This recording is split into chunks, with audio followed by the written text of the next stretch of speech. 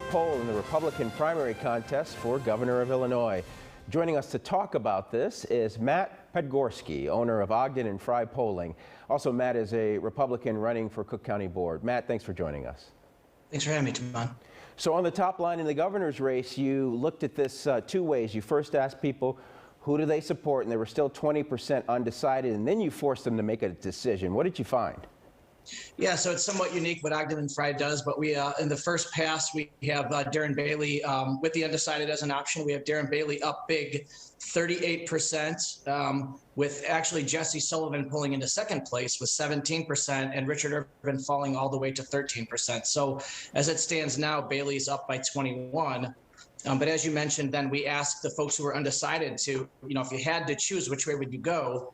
And then took those answers and added them into the total.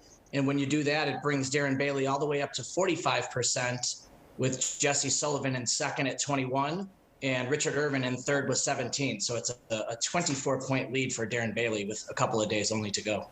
And for someone to have be up by 20% at this point, or I'm sorry, double digits at this point, that's unlikely to overcome that in just 3 days, right?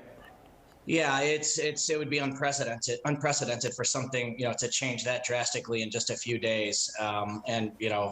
Unless Donald Trump came in and endorsed, somebody other than Darren Bailey, even then, this is pretty close to a done deal as you can get at this point. So Matt, despite $50 million from Ken Griffin and support from the GOP establishment, Irvin is trailing Bailey in Chicago, in the suburbs, and downstate, trailing him everywhere.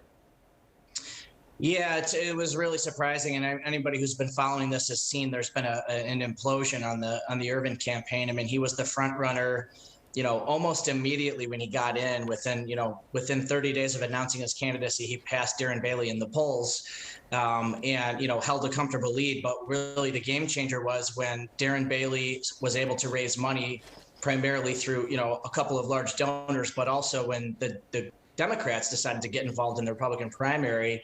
Pritzker and the Democratic Governors Association have pumped in over $10 million into this race to even the playing field. And ever since then, it's been a slide downhill for Richard Irvin. And Matt, what do you think this polling says about GOP primary voters and the direction they want to take the Illinois Republican Party? I don't want to assume too much out of a poll, because it is just a who's winning and who's losing type poll. But I think that the story here is, it's really hard to get voters to vote strategically in a primary. I think part of the problem for Richard Irvin was, his campaign strategists really relied on their opponents not having the ability to fight back financially. And once they were able to fight back, it really made it an uphill climb for a guy who's really more suited to win a general election than he is suited to win a Republican primary. And Matt, with about 30 seconds left, let's talk about the Secretary of State contest and Attorney General contest. Has there been any movement there according to your polling? Yeah, so Dan Brady's breaking away in the Secretary of State's race. He's on pace to win 2-1 over John Milhiser. On the Attorney General side, as of right now, it's a statistical tie, so it could go either way between Steve Kim and Tom DeVore. And then on the U.S. Senate side, I'll predict a pretty comfortable victory for Kathy Salvi. All right, Matt Podgorski, thanks very much. Brand new polling out tonight. We appreciate it. Thanks a lot, Tom. I appreciate you. Still to come.